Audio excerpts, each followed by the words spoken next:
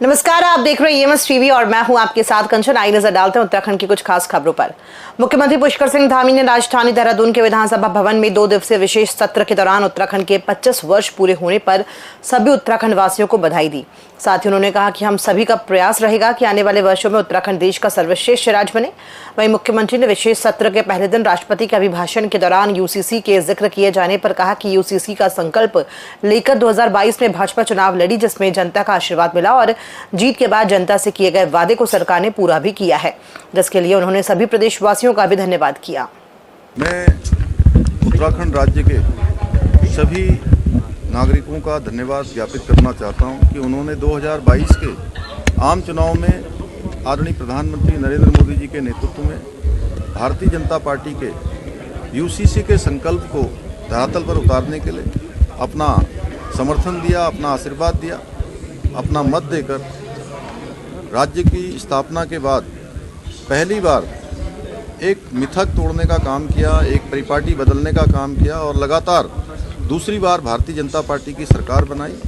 और हमने भी हमारे प्रधानमंत्री जी के नेतृत्व में दिया गया जो वचन था, उस वचन को धरातल पर उतारा। उसको आज आदरणीय राष्ट्रपति महोदय द्वारा अपने अभिभाषण में उसका उल्लेख किया गया। मैं आदरणीय राष्ट्रपति महोदय का भी बहुत धन्यवाद करता हूँ। उत्तराखंड में युवाओं को रोजगार से जोड़ने की दिशा में राज्य सरकार ने MIU पर हस्ताक्षर किए हैं। प्रदेश के सेवा योजना और कौशल विकास मंत्री सौरभ बहुगुणा ने विधानसभा स्थित कार्यालय कक्ष में TVS मोटर्स के साथ MOU किया। इस MOU के तहत देहरादून, अल्मोड़ा और श्रीनगर की ITI को सेंटर ऑफ एक्सीलेंस के रूप में विकसित किया जाएगा, जहां युवाओं को अत्याधुनिक तकनीक से प्रशिक्षण प्रदान किया जाएगा। मंत्री सौरभ बहुगुणा ने कहा कि यह पहल युवाओं के रोजगार और उनकी सैलरी में वृद्धि के लिए मील का पत्थर साबित होगी। उन्होंने बताया कि अब तक राज्य में Tata technology, Festo, Ashok Leyland, Tata Motors और फिलिप्स जैसी कंपनियों के सहयोग से 21 सेंटर ऑफ एक्सीलेंस शुरू किए जा चुके हैं, जिनके उत्कृष्ट परिणाम मिले हैं। सबसे पहले तो देखिए, मैं TVS मोटर्स के जो मालिक हैं सुदर्शन मीनू जी, उनको बहुत बहुत धन्यवाद करूंगा कि मैंने उनसे 2 महीने पहले एक चर्चा करी थी कि मैं चाहता हूं कि आप उत्तराखंड में हमारे युवाओं को रोजगार से जोड़ने के लिए, आज की टेक्नोलॉजी में काम करने के लिए, नई मशीनों पे ट्रेनिंग लेने के लिए आप उत्तराखंड के साथ एक MOU साइन करें। क्योंकि हमने पिछले 2-2.5 साल में सरकार में हमने लगभग 21 सेंटर ऑफ एक्सीलेंस की शुरुआत करी है, जिसमें से 13 हमने टाटा टेक्नोलॉजी को दिए हैं, हमने कुछ फेस्टो को दिए हैं, अशोक लेलैंड को दिए हैं, हमारे टाटा मोटर्स को दिए हैं, हमने फिलिप्स को, स्नाइडर को, हम 21 सेंटर्स को अभी दे चुके हैं। और आज जो 3 सेंटर हम TVS मोटर्स के साथ शुरू करने जा रहे हैं सेंटर ऑफ एक्सीलेंस में, जिसमें हमारे देहरादून में निरंजनपुर ITI, अल्मोड़ा की ITI और हमारी श्रीनगर की ITI।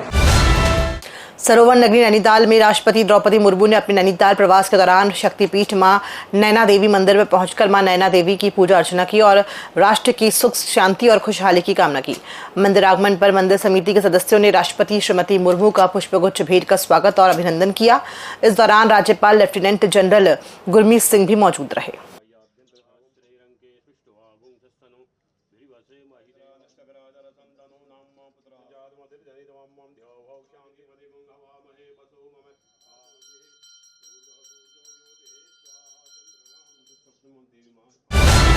उत्तराखंड विधानसभा देहरादून में राज्य के 25 वर्ष पूरे होने पर विशेष सत्र जारी है, जिसका आज दूसरा और अंतिम दिन है।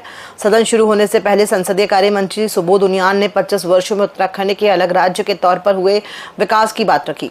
उन्होंने कहा कि उत्तर प्रदेश राज्य से अलग होने के बाद उत्तराखंड में अभूतपूर्व विकास हुआ है, चाहे शिक्षा का क्षेत्र हो, स्वास्थ्य का क्षेत्र हो, सड़क कनेक्टिविटी का क्षेत्र हो, चाहे उद्योगों की बात हो। अगर हम 25 वर्ष पहले की बात करें तो इनका प्रतिशत काफी कम था, जो इन 25 वर्षों में काफी बढ़ा है।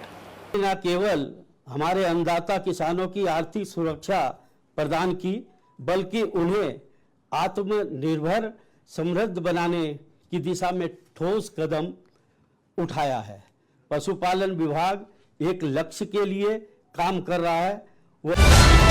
उत्तराखंड की रजत जयंती के मौके पर बुलाए गए विशेष सत्र को लेकर विपक्ष ने सरकार पर निशाना साधा है। उपनेता प्रतिपक्ष भुवन कापड़ी ने कहा कि यह सत्र लोकतंत्र की भावना को मजबूत करने का अवसर था, लेकिन सरकार विपक्ष की आवाज दबाने का काम कर रही है। उन्होंने कहा कि 25 वर्षों में राज्य ने क्या खोया और क्या पाया, इस पर विस्तृत चर्चा के लिए पर्याप्त समय दिया जाना चाहिए था, लेकिन सरकार सत्र की अवधि लगातार कम कर रही है। कापड़ी ने आरोप लगाया कि जब वे बोल रहे थे तो उन्हें बीच में ही रोक दिया गया, जबकि उनके पास राज्य हित से जुड़ी कई अहम बातें थी। उन्होंने कहा कि भाजपा सरकार सत्र से डरती है और जनता के मुद्दों पर चर्चा से बच रही है। राष्ट्रपति की गरिमामय पद के अनुरूप उन्होंने सांकेतिक तौर पे बहुत सारी बातें कही। जहां उनका संबोधन एक ट्रिब्यूट था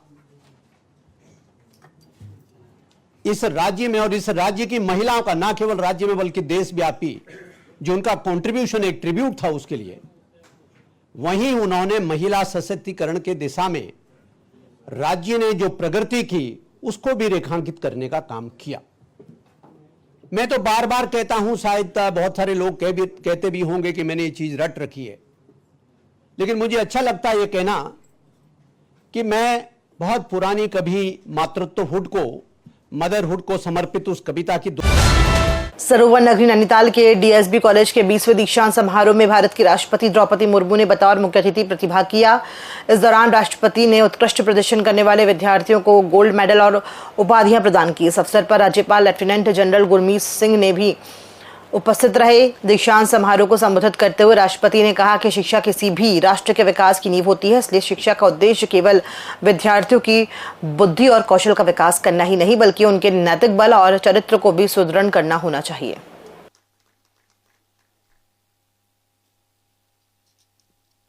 Aparna Joshi, vice chancellor's gold medal, Gaura Devi gold medal and Om Kala Negi gold medal, B.Ed female only. Uttarakhand राज्य स्थापना के 25 वर्ष पूरे होने पर आयोजित विशेष विधानसभा सत्र में मूल निवास का मुद्दा एक बार फिर जोर शोर से उठा। सत्ता और विपक्ष दोनों दलों के विधायकों ने राज्य में मूल निवासी नीति लागू करने की वकालत की। भाजपा विधायक विनोद चमोली ने कहा कि उत्तराखंड देश का एकमात्र राज्य जहां अब तक मूल निवास लागू नहीं हुआ है। उन्होंने विधानसभा में इसकी आवश्यकता पर जोर देते हुए कहा कि इससे राज्य की अस्मिता और स्थानीय युवाओं के अधिकारों की रक्षा हो सकेगी। और हमारे बयान तो उसमें आ ही रहे, हम लोगों ने सदन में भी उस पर चर्चा गैरसैंण में हुई थी। ये डेमोग्राफिक चेंज जो बहुत तेजी से हुआ है, इसका सबसे बड़ा कारण अगर कोई है तो मूल निवास का जो हमारा आधार वर्ष है वो एक बड़ा कारण है। अगर हमारे मूल निवास का आधार वर्ष ठीक हो जाए, उसकी अवधारणा सही हो जाए, तो मैं समझता हूँ डेमोग्राफिक चेंजेस पे भी रोक लग सकती है, उसका प्रयास किया जा सकता है। तो उसके मूल में मैं इसको मानता हूँ, इस पर गंभीरता से विचार करने की आवश्यकता है और आने वाले समय में निश्चित तौर पर इसमें विचार होगा। जब चर्चा हो रही तो आगे विचार भी होगा। वहीं कांग्रेस विधायक लखपत बुटोला ने भी मूल निवास लागू किए जाने का समर्थन किया। उन्होंने कहा कि ये राज्य हित में है और सरकार को इस दिशा में ठोस कदम उठाने चाहिए। इसके साथ ही उन्होंने परिसीमन को वर्ष 2001 में आंकड़ों के अनुसार करने की मांग उठाई। बुटोला ने कहा कि परिसीमन जनसंख्या नहीं बल्कि भौगोलिक स्थिति के आधार पर होना चाहिए ताकि पर्वतीय क्षेत्रों के साथ न्याय हो सके। गैरसैंण जनभावना के सम्मान के लिए गैरसैंण अस्थायी राजधानी बनाई जानी चाहिए। मैंने आपसे पुनः कहा कि 9 जिलों को लेकर के जब तत्कालीन ये आंदोलन शुरू हुआ 1938 से लेकर और राज्य आंदोलन तक करके जो परिस्थितियां और जो अवधारणा थी, उस अवधारणा पे उसके विकास के लिए पहाड़ की राजधानी पहाड़ में बनाई जानी चाहिए। इसमें कहीं कोई न समझौता न अतिशयोक्ति है। खबरों में फिलहाल इतना ही, दीजिए इजाजत, नमस्कार। ईएमएस टीवी के यूट्यूब चैनल को सब्सक्राइब करें और बेल आइकन दबाएं, साथ ही ईएमएस न्यूज ऐप डाउनलोड करें।